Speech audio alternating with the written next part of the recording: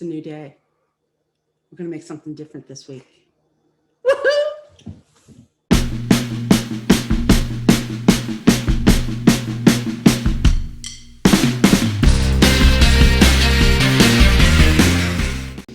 Hi, I'm Pastor Diane.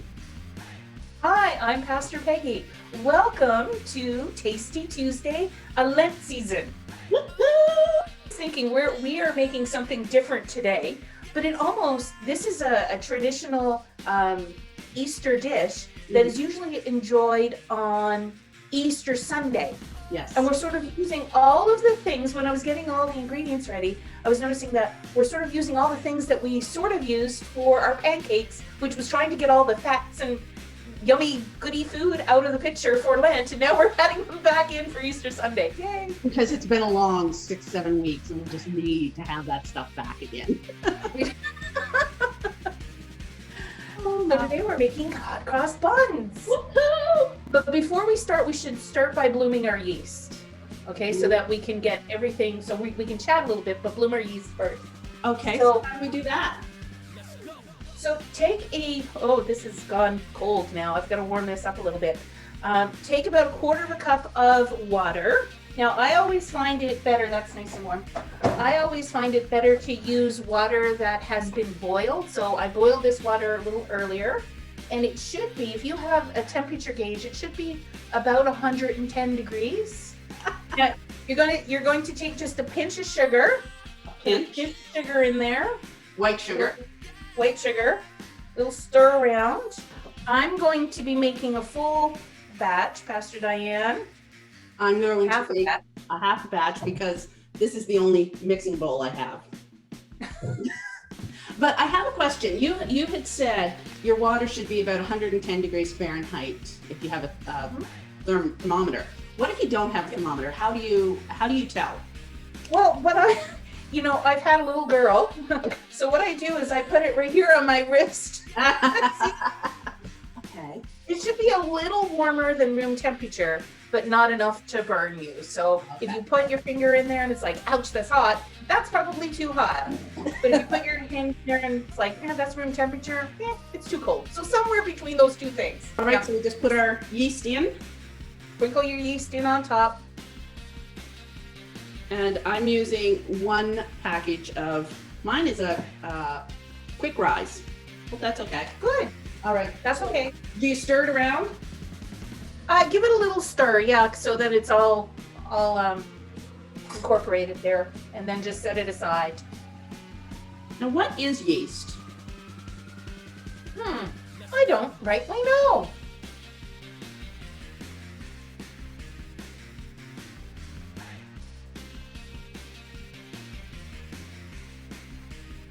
So we're going to start. I see my yeast is beginning to bloom now, which is beautiful. You need that little bit of sugar in there to activate it.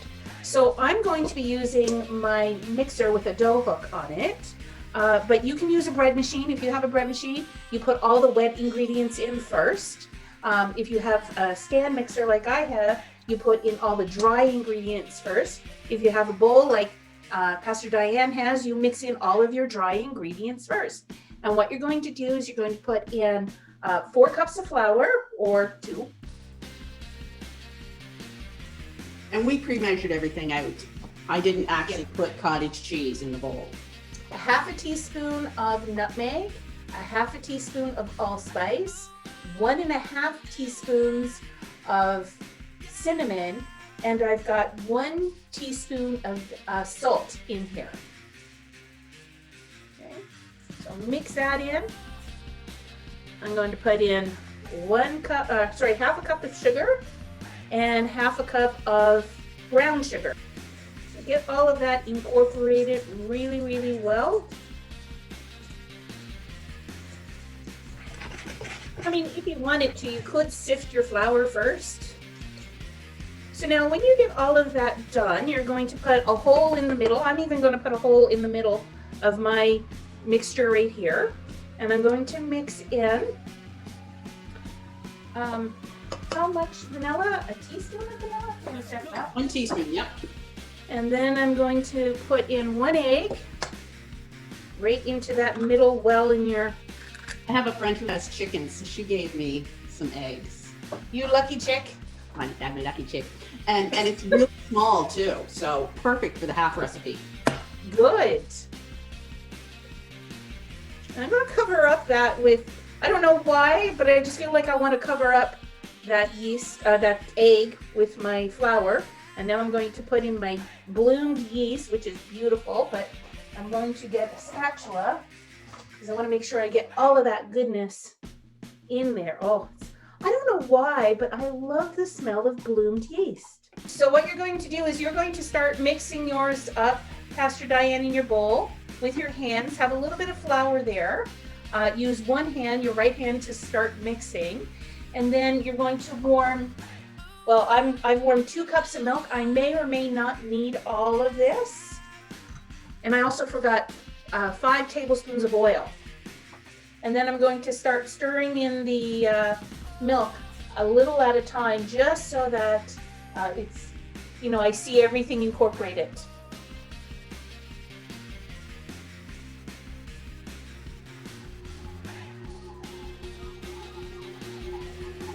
Oh, it smells delicious already. I love that combination of spices. Oh, me too. Mm-hmm. I've actually thought about putting cloves in this as well, but I can't see that it would taste bad. I didn't think it would taste bad. No, because for our Christmas cakes, I put nutmeg, cinnamon, allspice, and cloves. So, and do you know why you add the spices to these hot cross buns, what they symbolize? I do not. If you know the answer, pop it into the credits, and at the end of the video, I'll tell you. Oh. And another trivia question. I feel like I'm on Trivia Tuesday.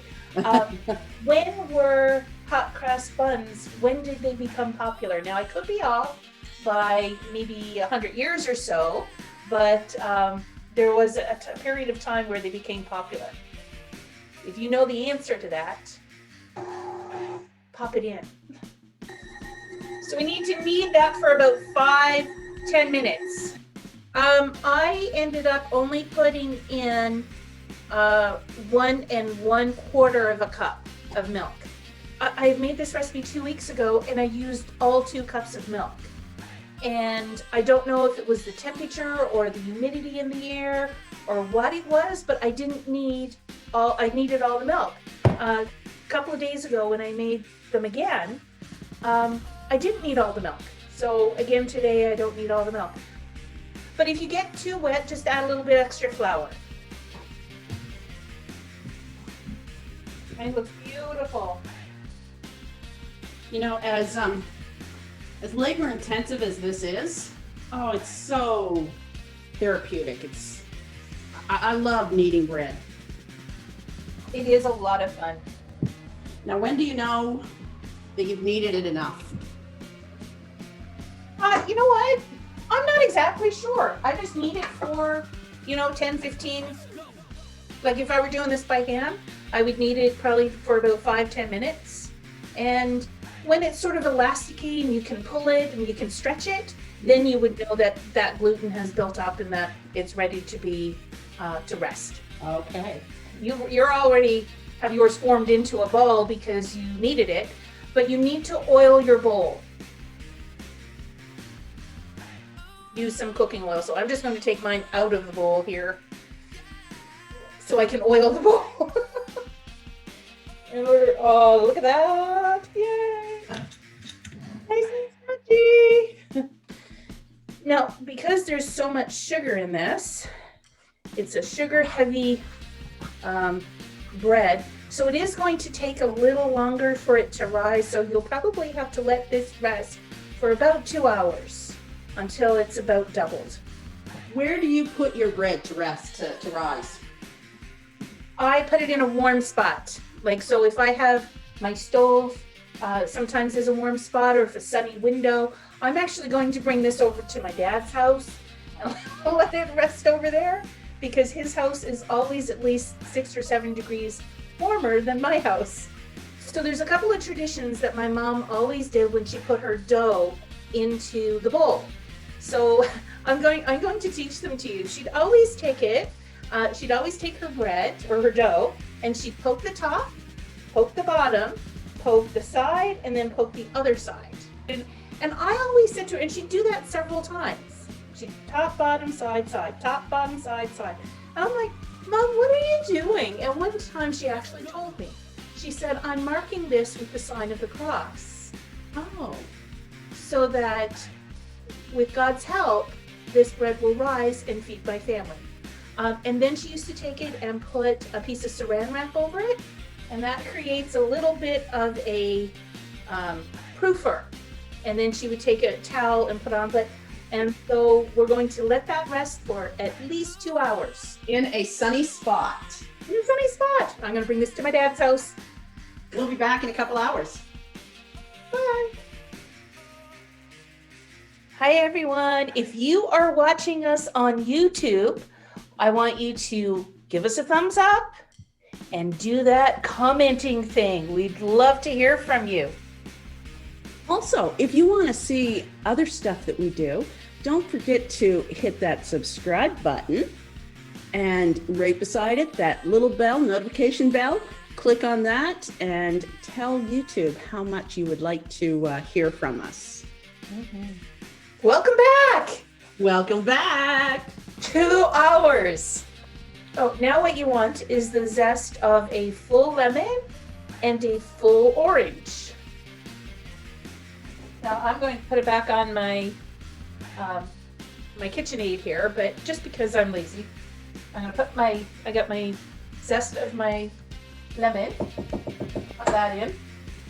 Now I've washed my vegetables, by the way. Wash your vegetables first before you zest them. And by vegetables, she means fruit. Yes, that's exactly what I mean. So you're also going to need at this point 1 cup of raisins. Yay, raisins! And I'm going to turn on my mixer for maybe a minute or 2. But if you're doing this by hand, you add it in and you just knead it until it all works together. So I've got a cutting mat right here. And now that I have everything mixed in, I'm going to take a little bit of flour and just dust the mat just a little bit. And then I'm going to pour my dough out onto the placemat. Well, I'm going to go start forming mine. So I'm using a kitchen scale. And for the amount of batter that I have, I can make 24 60-gram rolls. So that's what I'm going to do. So I'm going to pull off a little bit, give it a little weigh, little handful, and give them a really nice little tuck and roll in your hands here.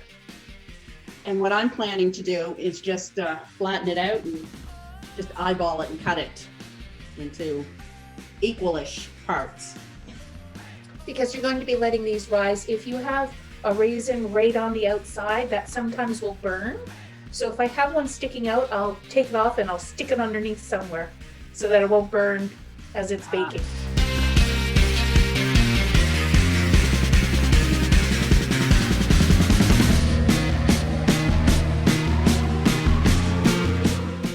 Do we do anything else with them at this point?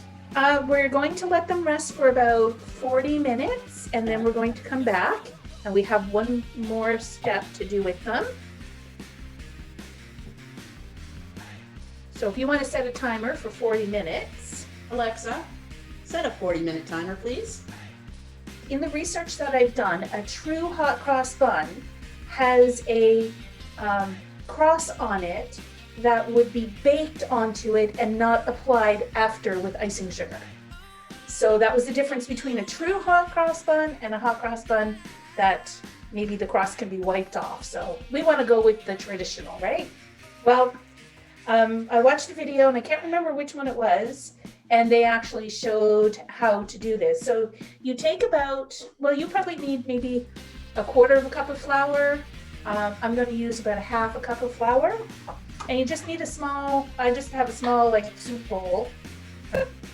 So what we're going to do is take a little bit of the water and I'm just going to pour a little bit in there and just give it a little stir. And what we're trying to do is make a thick paste.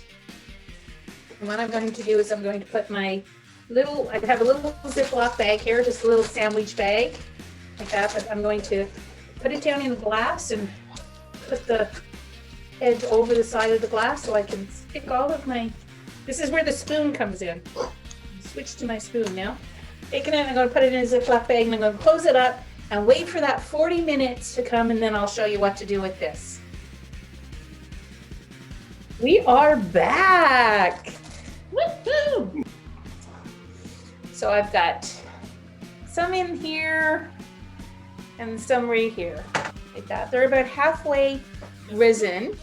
And now we're going to put the cross on. So we've got this little mixture here. I'm gonna sort of put this in and give it a little twist so that everything is right here at the end. Cut a little bit off, and if you need a little bit more, then you cut a little bit more off, okay? You see that end right there? Yeah.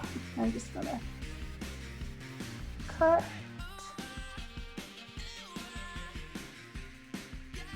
That end right there like that. Okay. Just tiny. You see how much coming up? Very, very tiny. And I'm going to do this one right here. So I'm going to start and just a very, very thin line all the way across, and then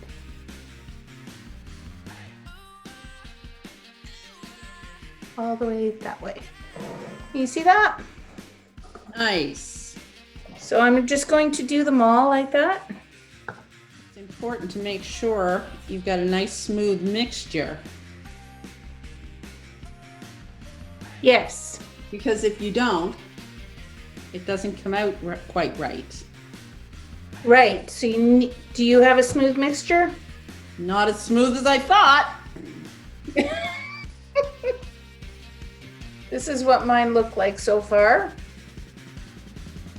This is a very long process. Yes, it is. I'm getting tired as I was waiting. Okay, listen. The waiting is worth it.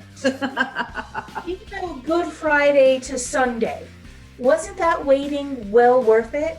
That waiting was well worth. Okay, so let's turn on our oven to about 325. 325. So now while the oven is preheating, you get your egg. You're going to take your egg and you're going to take a bowl and you're going to crack your egg in the bowl. There we go. Take a fork and give that Another egg. fork with you. I know, I love forks. Give it a good stir. So would that be like a slightly beaten egg? Sure, I would say like a beaten egg, like almost like you're doing an omelet. Okay. All right. So now, since you've put that cross on about 40 minutes ago, you'll notice that it is hardened now, right? Mine has hardened, and I can brush them. See, I can brush my rolls, and nothing is. Oh, look at that one. That one got really thick for some reason. So you're going to take your egg wash with a little pastry brush. You're just going to put a little egg wash on each of your buns now, just so that they'll turn into a nice golden brown in the oven. So we're going to pop these into the oven, and we're going to leave them in there for about 15 to 18 minutes, depending, right? So you need, for this process, we've got the buns in the oven, and when they come out, we're going to glaze them. So you need, for me, I need about a half a cup of orange marmalade, and as you can see, I'm really measuring here. Not. You need 2 tablespoons of sugar and then 2 tablespoons of water. Now you give this a stir and then you bring it to a boil on your stove. Turn on my burner. I'm just going to stir it until it's boiled. I've got my burner on about half. Oh, yours turned out really nice. Very pretty. There, look at those. Look at those. They are gorgeous. They look delicious. I can see the cross. You can see the cross, yeah. Yep. And so what you're going to do now is take that glaze that you just made with the, while they're still in the pan, the glaze with the marmalade, the sugar, and the water, and you're going to just pop it over the tops of them.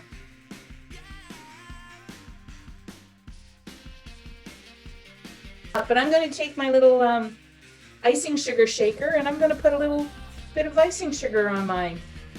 Now, for those of you who are watching from New York, when Pastor Peggy says icing sugar, she means confectioner's sugar. Come on. Come on. Come on. Our reluctant guess. All right. God bless us, everyone. Yay! Cheers. Hot cross buns! Woohoo!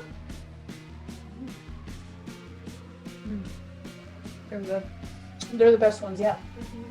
Mm-hmm. Mm. They're good. They're chewy, light. Oh, yeah, I can't believe I made these. The texture is amazing.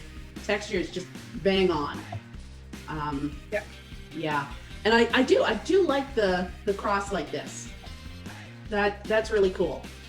So I will be making these ones again. So from Buckins, Newfoundland, I am Pastor Peggy. And from Norton, New Brunswick, I'm Pastor Diane. See you next week. Be safe Be healthy. and be the church. Bye.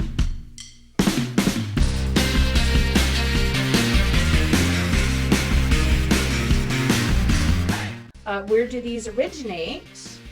And I believe it's in the 15th century. They were sort of became popular with a group of monks. Oh. So in the 1400s. Yes. What's with the spices? Well, the spices are to signify the spices that would have been used to anoint Jesus as they put him in the tomb.